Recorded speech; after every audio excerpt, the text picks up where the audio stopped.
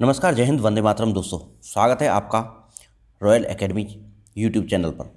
दोस्तों, आज हम जो पढ़ने वाले हैं वो एनवायरनमेंट यानी कि पर्यावरण के महत्वपूर्ण 100 प्रश्न पढ़ेंगे इस वीडियो में हम।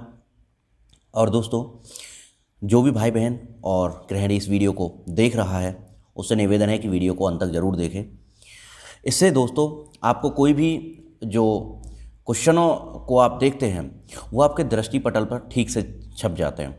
और साथ में दोस्तों चैनल को सब्सक्राइब करना ना भूलें और बेल आइकन को प्रेस जरूर कर लें। शुरू करते हैं इस महत्वपूर्ण वीडियो को। पहला क्वेश्चन है कि नगरों में पर्यावरण असंतुलन होता है। तो नगरों में जो पर्यावरण असंतुलन होता है, एक तो दोस्तों मल निकासी से होता है, और दोस्तों दूसरा आवासीय समस्या से होता है, और तीसरा होता है लकड़ी को जलाने से। तो जो नगरों में पर्यावरण असंतुलन के मुख्य कारक है, मल निकासी हो गया, आवासीय समस्या और जलाऊ लकड़ी यानी कि लकड़ी को जलाने से। पर्यावरण ह्रास का पर्यायवाची है, यानी कि पर्यावरण ह्रास को और किन नामों से जाना जाता है। तो दोस्तों बहुत सिंपल क्वेश्चन है। पर्यावरण अवनयन अगर आता है तो उसका अर्थ भी पर्यावरण ह्रास होता है। पर्यावरण निम्नीकरण होता है तो इसका अर्थ भी पर्यावरण ह्रास ही होता है। और पर्यावरण अपकर्षण अगर आप देखते हैं तो इसका मतलब भी पर्यावरण ह्रास ही होता है। अगला प्रश्न है, पर्यावरण ह्रास होता है तो क्या होता है पर्यावरण ह्रास, या पर्यावरण अवनयन है क्या? तो पर्यावरण ह्रास है प्राकृतिक प्रकोप से, प्राकृतिक आपदा और पर्यावरण आघात से। तो पर्यावरण को आघात दिया जाए तो वह पर्यावरण का ह्रास होगा, प्राकृतिक आपदा कोई आ जाए तो उससे भी पर्यावरण का ह्रास होगा, और प्राकृतिक कोई प्रकोप हो जाए तो उससे भी पर्यावरण जो क्या होगा, ह्रास होगा। अगला इंपॉर्टेंट प्रश्न है, मरुस्थलीकरण में पर्यावरण होता है। तो मरुस्थलीकरण जब होता है तो दोस्तों पर्यावरण असंतुलित हो जाता है। पर्यावरणीय संरक्षण का अभिप्राय है। तो पर्यावरण संरक्षण यानी कि प्रिजर्वेशन, यानी कि उनको संरक्षण देना है। प्राकृतिक संसाधन जो हैं उनको संरक्षण देना ही तो पर्यावरण संरक्षण कहलाता है। पर्यावरण का प्रत्येक भाग कहलाता है। तो दोस्तों ये पारिस्थितिकी कारक कहलाता है। पर्यावरण के जो भाग हैं उन सभी को हम पारिस्थितिकी कारक कहते हैं। और ये पारिस्थितिकी कारक जो हैं ये जैव और अजैव दो होते हैं। पारिस्थितिक तंत्र किससे मिलकर बना है? तो पारिस्थितिक तंत्र जो है जैविक समुदाय और उनके निर्जीव घटकों के साथ में मिलकर बना है। यानी कि पारिस्थितिक तंत्र जो, पहली बात तो मैं बताता हूँ कि पारिस्थितिक तंत्र जो दिया था यह नाम एजी टांसले ने दिया था। पारिस्थितिक तंत्र जो नाम दिया था ये एजी टांसले ने दिया था। और दूसरी बात यह है कि इसमें जैविक और अजैविक दोनों घटक होते हैं। अगला प्रश्न, पारिस्थितिकी विज्ञान केंद्र कहाँ स्थित है? तो भारत में जो पारिस्थितिकी विज्ञान केंद्र है दोस्तों वो पुणे में स्थित है। मित्रों, इस वीडियो में हम महत्वपूर्ण 100 प्रश्न पढ़ने वाले हैं। इसके अन्य पार्ट भी आएंगे, सभी पार्ट्स में 100 प्रश्न रहेंगे, उन सभी को आप जरूर देखिएगा। प्लेलिस्ट है, प्लेलिस्ट में आप जाइएगा, एनवायरनमेंट यानी पर्यावरण की प्लेलिस्ट में आप जाएंगे तो आपको ये सारे वीडियोस मिल जाएंगे जो कि आपकी परीक्षा है, चाहे यूपी टेट हो, चाहे सुपर टेट हो, चाहे रीट हो, चाहे एमपी टेट हो, इन सभी परीक्षाओं के लिए, चाहे सी टेट हो, ये महत्वपूर्ण और रामबाण वीडियो है दोस्तों। इसको देख डाला तो लाइव झिंगा लाला। सभी वीडियोस को आप जरूर देखिए और साथ में चैनल पर उपलब्ध अन्य वीडियोस को भी आप देख लीजिए। अगला जो प्रश्न है आपका, डार्विन का उत्विकास का सिद्धांत किस पर आधारित है? तो ये जो उत्परिवर्तन पर आधारित है। डार्विन का विकास का जो सिद्धांत है वह किस पर आधारित है? तो उत्परिवर्तन पर आधारित है दोस्तों। अगला है पारिस्थितिकम, और दोस्तों पारिस्थितिकम नहीं है, ये पारिस्थितिकी है। पारिस्थितिकी शब्द को परिभाषित करने वाले पर्यावरणविद हैं। तो पारिस्थितिकी जो शब्द दिया था वो अर्नेस्ट हैकल ने दिया था। यहाँ पे एस भी है और रे भी है, अर्नेस्ट हैकल। तो दोस्तों जो अर्नेस्ट हैकल ने जो है क्या दिया था, पारिस्थितिकी दिया था, और पारिस्थितिकी तंत्र दिया था एजी टांसले ने। अगला प्रश्न, भारत में वनस्पति एवं जंतुओं की सर्वाधिक विविधता कहाँ पाई जाती है? तो दोस्तों पश्चिमी घाट पर ही साइलेंट वैली पड़ती है केरल में। तो केरल की साइलेंट वैली पश्चिमी घाट पर पड़ती है जहां पर जैव विविधता सर्वाधिक पाई जाती है, और भारत का सर्वाधिक जैव विविधता वाला क्षेत्र है। आवास के जैविक घटक हैं। तो दोस्तों आवास में तो प्रत्येक जीव जो भी निवास करता है वो उसके जैविक घटक होते हैं। और अगला इंपॉर्टेंट प्रश्न दोस्तों, बगला एवं भैंसों का अन्योनाश्रय संबंध क्या कहलाता है? तो बगला और भैंस का संबंध क्या कहलाता है? तो दोस्तों यह कहलाता है सहभागिता। जो बगला और भैंस का जो संबंध कहलाता है वो क्या कहलाता है? सहभागिता कहलाता है। आगे चलते हैं, नॉन स्टॉप बिल्कुल। अगला प्रश्न है, किसी भी आवास में सफल जीवन यापन हेतु उपयुक्त लक्षण है। तो किसी भी आवास में आप सफल जीवन यापन करना चाहते हैं तो उसके अनुकूलन की ज़रूरत है। उसके अनुकूलन आपको होना पड़ेगा, अनुकूलित, और उसके बाद में आप वहाँ पे सफल जीवन यापन करेंगे। एक पौधे पर दूसरा पौधा उगता है तो दोस्तों इसे एपीफाइट कहते हैं।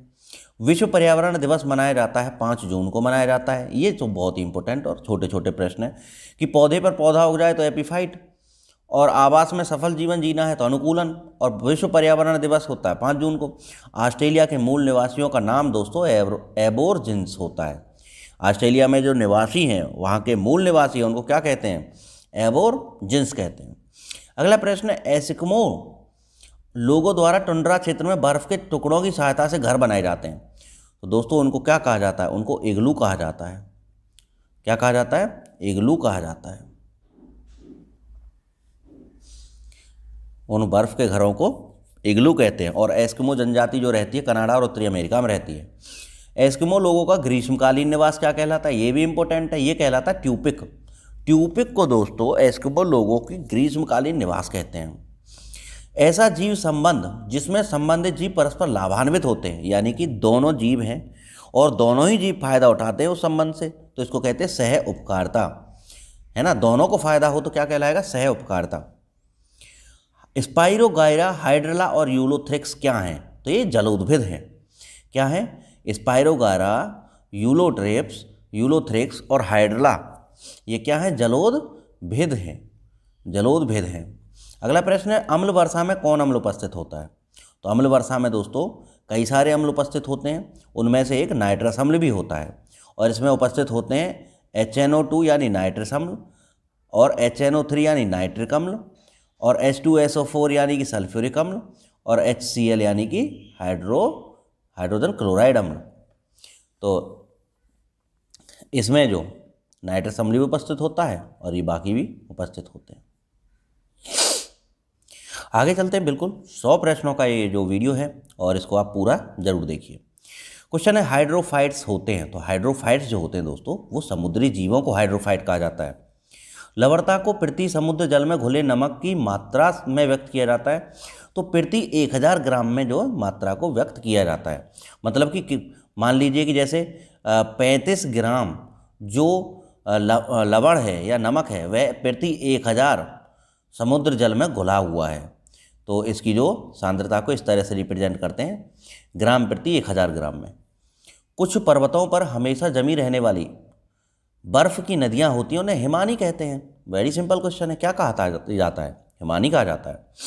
भूदृश्य पर जल, पवन, हिम जैसे विभिन्न घटकों द्वारा होने वाले क्षय को, तो दोस्तों पानी के द्वारा मिट्टी का बहाव, पवन के द्वारा मिट्टी का बहाव और हिम जैसे घटकों के द्वारा होने वाले क्षय को जो अपर्दन कहते हैं। समुद्र तक पहुँचते पहुँचते नदियों का प्रवाह धीमा हो जाता है, क्योंकि दोस्तों नदियों में वितरिका बन जाती हैं। एक नदी पूरा पानी लेके चली और रास्ते में वह छोटी छोटी धाराओं में बदल जाएगी, तो उसकी मुख्य धारा में तो बहुत ही कम पानी रह जाता है, जिसके कारण उसकी धारा का वेग भी कम हो जाता है। तो ये जो किसके कारण होता है? तो वितरिकाओं के कारण होता है। किसके कारण होता है? वितरिकाओं के कारण होता है।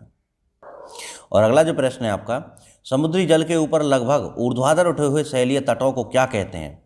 तो इनको कहते हैं समुद्री भृगु। तो समुद्र में जो ऊंचे ऊंचे शैल के यानी कि पहाड़ के तट उठे जाते हैं उनको समुद्री भृगु कहते हैं। महासागरों की औसत लवणता कितनी होती है? तो दोस्तों 35 भाग पर 1000 ग्राम। जैसा कि मैंने बताया कि समुद्र की लवणता प्रति 1000 में मापी जाती है, तो 1000 ग्राम में कितने ग्राम है? तो 35 ग्राम जो लवणता होती है। या दोस्तों इसको 3.5%, आपका डायरेक्ट क्वेश्चन आ सकता है, समुद्र जल की लवणता कितने % होती है? तो 3.5% होती है, और अगर प्रति 1000 में पूछे तो 35 ग्राम होती है। और दोस्तों अगला प्रश्न है कि विश्व जल दिवस कब मनाया जाता है? तो आप सभी को पता होगा कि विश्व जल दिवस जो 22 मार्च को पढ़ाया जाता है। और दोस्तों दिवसों पर हम एक स्पेशल वीडियो बनाएंगे, बहुत ही अच्छी सी, उसको आप ज़रूर देखिएगा। और यहाँ पे हमें केवल विश्व जल दिवस पूछा है, तो इसका 22 मार्च आंसर सही हो जाएगा। अगला और इम्पोर्टेंट प्रश्न दोस्तों, प्रश्न है पूर्णिमा और अमावस के दिन सूर्य, चंद्रमा और पृथ्वी तीनों एक ही सीध में हो जाते हैं। तो दोस्तों तीनों कैसे सीध में हो जाते हैं? एक ही सीध में हो जाते हैं। तो इस समय जो ज्वार उठते हैं वो सबसे ऊंचे ज्वार उठते हैं। जब पृथ्वी, चंद्रमा और सूर्य एक ही सीध में हो जाते हैं तो सबसे ऊंचे ज्वार उठते हैं और इनको वृहत ज्वार बोला जाता है। क्या बोला जाता है? वृहत ज्वार बोला जाता है। दूसरा दोस्तों, जब ये तीनों समकोण पर होते हैं, जब ये तीनों समकोण पर होते हैं तो पानी में निम्न ज्वार आता है, और सबसे निम्न ज्वार आता है तो उसको हम निम्नतम ज्वार बोलते हैं। तो जब एक सीध में होंगे तो वृहत्तम ज्वार, और जब समकोण पर होंगे तो न्यूनतम ज्वार आएगा। अगला जो प्रश्न है, खाली स्थान मछली पकड़ने में भी मदद करता है। तो क्या करता है? उच्च ज्वार जो होता है दोस्तों, उससे मछली पकड़ने में आसानी हो जाती है। भार के अनुपात में जल में हाइड्रोजन व ऑक्सीजन का अनुपात होता है तो 1:8 होता है। शुद्ध जल का पीएच मान 7 होता है दोस्तों, और लवणों का जो पीएच मान है वह भी 7 होता है। जो भी न्यूट्रल जो एलिमेंट्स होते हैं, न्यूट्रल जो कंपाउंड्स होते हैं, उनका पीएच मान कितना होता है? 7 होता है। रक्त का पीएच मान कितना होता है? 7.4 होता है। पानी का घनत्व किस तापमान पर अधिकतम होता है? तो पानी का घनत्व जो है 4 डिग्री सेंटीग्रेड पर सर्वाधिक होता है। अगला और इम्पोर्टेंट प्रश्न कि बहता जल मृत्तिका युक्त मृदाओं को काटते हुए गहरी अवनालिकाएं बना लेता है, वाहिकाएं बना लेता है, जिन्हें क्या कहते हैं? अवनालिकाएं कहते हैं। तो दोस्तों जैसे किसी ऊंची कोई ठेक है, और ठेक पे से जब हम ऊपर से पानी बरसाएंगे, पानी डालेंगे, तो जो मट्टी जो है ठेक की, वो क्या है? कट कट के उनमें अवनालिकाएं बन जाती हैं, एक मार्ग बना लेती हैं वो, तो उसको जो अवनालिका बोलते हैं। और दोस्तों अवनालिका जो पाई जाती हैं सर्वाधिक, वो कहाँ पाई जाती हैं? चंबल के खड्डों में पाई जाती हैं। चंबल नदी के आसपास का जो क्षेत्र है वहाँ पे सर्वाधिक अवनालिकाएं पाई जाती हैं। और यूपी में कौन सा जिला है? तो इटावा जिला। इटावा जिला जो है वह अवनालिकाओं से काफ़ी प्रभावित जिला है। पानी का शुद्धतम रूप है तो वर्षा का जल। विश्व के पृथ्वी कितने प्रतिशत भूभाग पर जल है? तो 71% पे है, और 29% पे स्थल है। मृत सागर क्या है? दोस्तों ऐसा सागर जिसमें बहुत ज़्यादा नमकीन पानी है, जिसमें लवणता बहुत अधिक है, उसको मृत सागर कहते हैं। कहाँ पे? ये जॉर्डन में है। मृत सागर कहाँ पर स्थित है? ये जॉर्डन में है। इसमें मछलियाँ नहीं पैदा हो पाती क्योंकि नमकीन बहुत है, इसका घनत्व तो बहुत ज़्यादा है। अगर कोई इसमें कूद जाए तो वह डूबता नहीं है, डेंसिटी इतनी ज़्यादा है कि वह पानी उसको ऊपर ही उठाए रखता है। पोटेशियम परमैंगनेट जल को बना देता कीटाणु रहित। तो दोस्तों पोटेशियम परमैंगनेट होता KMnO4, और KMnO4 को जो लाल दवा भी कहते हैं। तो ये लाल दवा का उपयोग किया जाता है, आपके जो चोट लग जाती है उसमें पट्टी करने में डॉक्टर यूज़ करता है, बैंगनी रंग की होती है। पक्षी अपनी गर्दन जो बहुत हिलाते हैं, पक्षी अपनी गर्दन बहुत हिलाते हैं, इसका कारण क्या है? क्योंकि दोस्तों पक्षियों की जो आँख की पुतली है वह घूम नहीं पाती, इसके कारण उनको पूरी गर्दन ही हिलानी पड़ती है। और अगला जो प्रश्न है आपका, बिहार राज्य के लोगों के लिए मधुमक्खी पालन शुरू करने की सबसे अच्छी अवधि कौन सी है? तो अक्टूबर से दिसंबर जो है यह टाइम मधुमक्खी पालन के लिए बहुत अच्छा है। कुछ पक्षी मानव की तुलना में 4 गुना अधिक दूरी तक देख सकते हैं, तो ये हैं चील, बाज और गिद्ध। मांसपेशियों की सुचारू प्रक्रिया के लिए जो खाली स्थान खनिज की पर्याप्त मात्रा होनी चाहिए, तो लोहा और आयोडीन,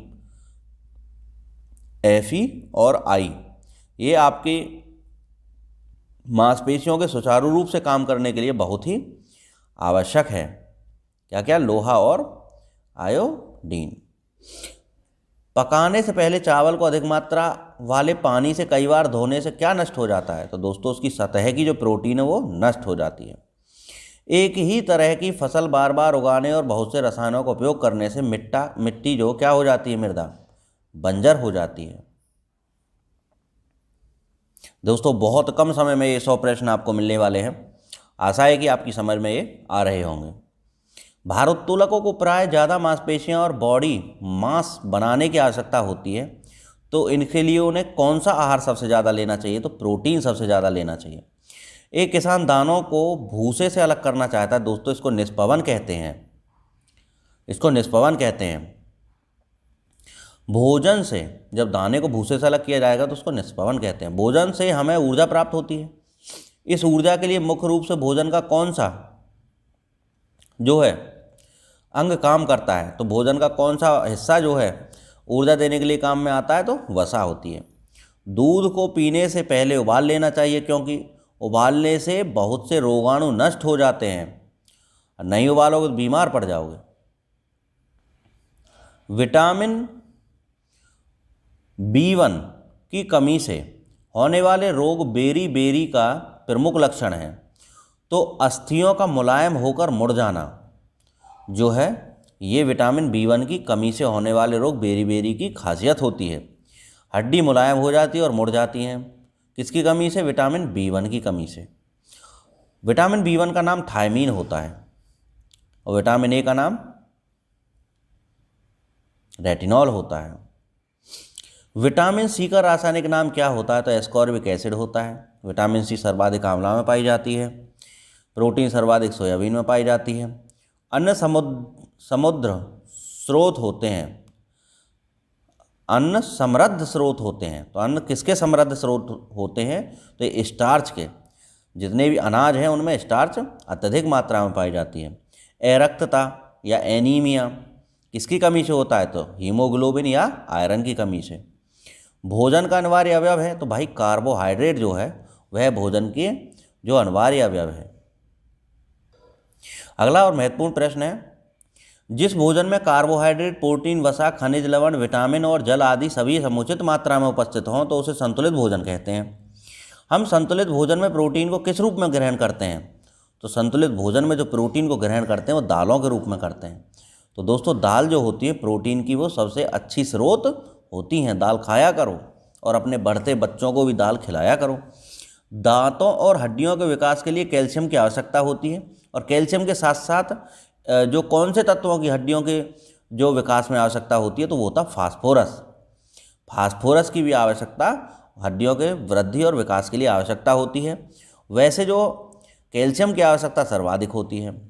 हृदय की धड़कन नियंत्रित करने के लिए जो खनिज का आवश्यक है वह पोटेशियम होता है। ये आपकी हार्ट की जो धड़कन है, बीट, उसको कंट्रोल करता है। आगे जो निदान के पश्चात कोई डॉक्टर रोगी से यह कहता है कि उसके खून में हीमोग्लोबिन की कमी है, तो उसको आयरन की कमी है, उसको पूरा करने के लिए उस व्यक्ति को क्या करना चाहिए? उसको आंवला खाना चाहिए, उसको गुड़ खाना चाहिए, उसको हरी पत्तेदार सब्जियां खानी चाहिए। और अगला प्रश्न है दोस्तों, जीवों के पारिस्थितिक कारकों का योग पर्यावरण है, यह कथन किसका है?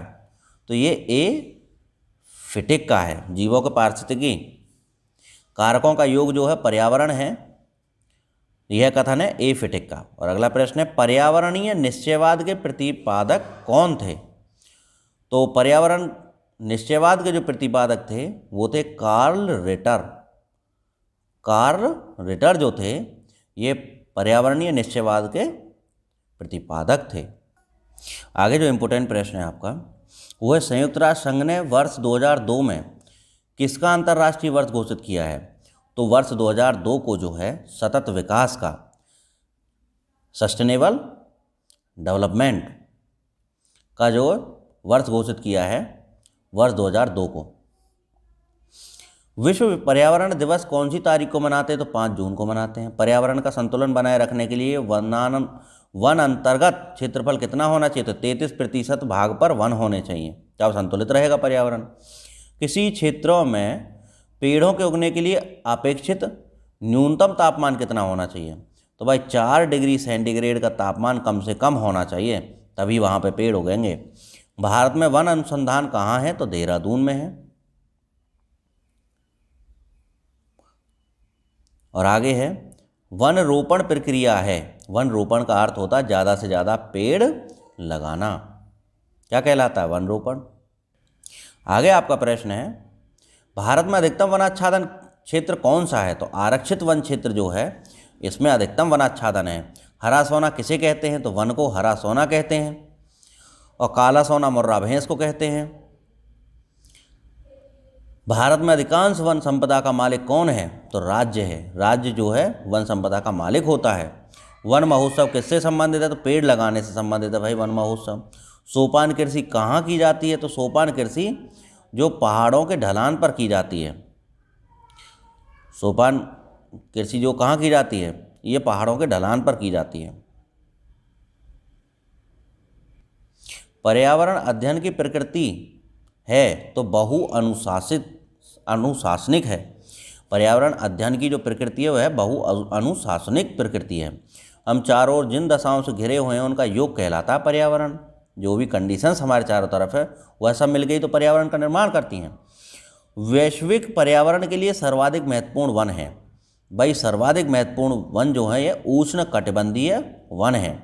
ये विषुवत रेखा के पास में पाए जाते हैं उष्ण कटिबंधीय वन, और वैश्विक पर्यावरण के लिए सर्वाधिक महत्वपूर्ण है ये। पर्यावरण उन बाहरी दशाओं प्रभावों का योग है जो पृथ्वी तल पर जीवों के विकास के लिए इम्पोर्टेंट है। तो यह कथन है निकोलस का। यह कथन किसका है? निकोलस का है। पर्यावरण एक बाह्य शक्ति है जो कि हमें प्रभावित करती है। यह कहा है सीसी पार्क ने। किसने कहा है? सीसी पार्क ने कहा है। और विश्व में पर्यावरण जागरूकता की शुरुआत की थी तो विलियम हेविट ने की थी। हेविट ने जो है विश्व में किसकी? पर्यावरण जागरूकता की जो शुरुआत की थी ये सबसे पहले किसने की थी? तो हेविट ने की थी। हेविट महोदय जो इसके जागरूकता के जनक माने जाते हैं। पर्यावरण जागरूकता, विलियम हेविट। अगला जो आपका प्रश्न है, पर्यावरण में सम्मिलित है। तो पर्यावरण में तो जलमंडल है, वायुमंडल है और स्थलमंडल है। ये सभी जो है तीनों पर्यावरण को बनाते हैं मिलके। पर्यावरण अध्ययन की प्रकृति है तो बहु अनुशासनिक है। बहुत बार पूछा जाता है परीक्षा में। रग पर्यावरण और स्वस्थ पर्यावरण शिक्षा की एक प्रमुख विधि है जो आधारित है। तो ये जो प्रदर्शनी पर आधारित है। पर्यावरण एक अविभाज्य समष्टि है जिनकी रचना होती है। तो पर्यावरण में भौतिक तत्व होते हैं, जैविक तत्व होते हैं, सांस्कृतिक तत्व होते हैं और पारस्परिक क्रियाशील तंत्र जो होता है। इनमें आपस में अन्योन्य क्रियाएं होती रहती हैं, एक दूसरे की ज़रूरतों को ये पूरा करते रहते हैं। भौतिक तत्व, जैविक तत्व और सांस्कृतिक तत्व ये सब मिलके जो पर्यावरण को बनाते हैं। ये पर्यावरण के अविभाज्य तत्व हैं। पर्यावरणीय निश्चयवाद के प्रतिपादक कार्ल रिटर हैं। प्रभावकारी दशाओं का वह संपूर्ण योग जिसमें जीव रहते हैं उसको कहते हैं हम पर्यावरण।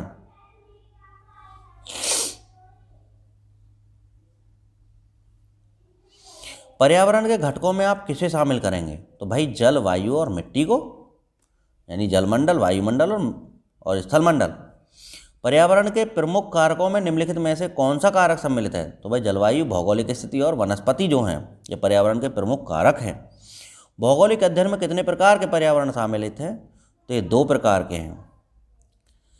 पर्यावरण को ऊर्जा प्राप्त कहाँ से होती है? तो सूर्य से प्राप्त होती है ऊर्जा। नेफेंथिस यानी कि घटपर्णी मेढकों, कीड़ों, मकोड़ों और चूहों जैसे छोटे जीवों को खा जाता है। हमारे देश में यह पौधा कहाँ पाया जाता है?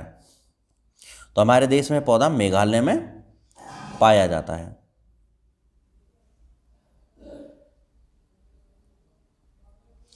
खालिस्तान के लिए मछली घर में हवा वाला पंप रखा जाता है। तो मछली घर में हवा वाला पंप इसलिए रखा जाता है क्योंकि वहाँ पर अधिक ऑक्सीजन को पानी में ताकि घोल सकें। विश्व जैव विविधता संरक्षण से संबंधित है। तो नगोया प्रोटोकॉल जो है यह विश्व जैव विविधता संरक्षण से संबंधित है। विश्व जैव विविधता संरक्षण से कौन संबंधित है? तो नगोया प्रोटोकॉल। सर्वाधिक जातिगत विविधता कहाँ पाई जाती है? तो दोस्तों ये जातिगत विविधता नहीं है, ये जैव विविधता है। बताओ यहाँ पे भी प्रिंटिंग मिस्टेक करके जातिवाद फैलाओगे क्या? तो जैव विविधता की बात करिए साहब। जैव विविधता जो सर्वाधिक पाई जाती है कहाँ पर? विषुवत रेखीय सदाबहार वनों में सर्वाधिक जैव विविधता पाई जाती है। और भारत में सबसे ज़्यादा जैव विविधता पाई जाती है केरल में, साइलेंट वैली में, जो कि पश्चिमी तट पर पड़ता है। सबसे कम जैव विविधता किस महाद्वीप में पाई जाती है? तो अफ्रीका में सबसे कम जैव विविधता पाई जाती है। दोस्तों इस प्रश्न के आंसर को आप हमें जो कमेंट बॉक्स में ज़रूर बताइए। 95 का आप जो है बिल्कुल सही आंसर हमें कमेंट बॉक्स में बताइए, क्योंकि हमको इसमें डाउट है। सबसे कम जैव विविधता जो बता रहा है कि अफ्रीका में पाई जाती है, जबकि ऐसा नहीं है। तो मैं आपसे पूछना चाहता हूं कि वह कौन सा महाद्वीप है जिसमें सबसे कम जैव विविधता पाई जाती है। इसका आंसर अफ्रीका नहीं है। आप इसका कमेंट बॉक्स में बताइए। ग्रेट इंडियन बस्टर्ड है, तो ग्रेट इंडियन बस्टर्ड एक संकटग्रस्त जाति है। और दोस्तों घाना पक्षी बिहार किस राज्य में स्थित है, तो राजस्थान में स्थित है। और फूलों की घाटी कहाँ स्थित है, तो गढ़वाल हिमालय में स्थित है फूलों की घाटी। और ये कहाँ पे पड़ता है, यूके में। हमारा यूके क्या है, उत्तराखंड में। तो प्यारे मित्रों, इस तरह से हमने महत्वपूर्ण 100 प्रश्न इस जो वीडियो में कंप्लीट कर लिए हैं। आशा है कि आपको ये वीडियो बहुत अच्छा लगा होगा। हमें कमेंट बॉक्स में ज़रूर बताइए। कमेंट करना मत भूला कीजिए दोस्तों। कमेंट बॉक्स में हमें ज़रूर बताइए आपको ये वीडियो कैसा लगा, और साथ में चैनल पर उपस्थित अन्य वीडियोस को भी आप जरूर देख लीजिए। इसमें बहुत सारी अलग अलग कैटेगरी के वीडियोस हमने अपलोड किए हैं, चाहे वो यूपीजी के हो, चाहे वो साइंस हो, चाहे वो पॉलिटी हो, चाहे वो कंप्यूटर हो। सभी वीडियोज़ को आप जरूर देख लीजिए। साथ में मैराथन जो वीडियो अपलोड किए हैं वो आपकी तैयारी को 100% पक्का करवाने के लिए हैं। सभी भाई, सभी बहन, सभी गृहिणियों को मेरा जय हिंद, नमस्कार। आपके माता पिता को मेरा जय हिंद। दोस्तों मिलते हैं नए वीडियो में, तब तक के लिए नमस्कार। जय हिंद, वंदे मातरम।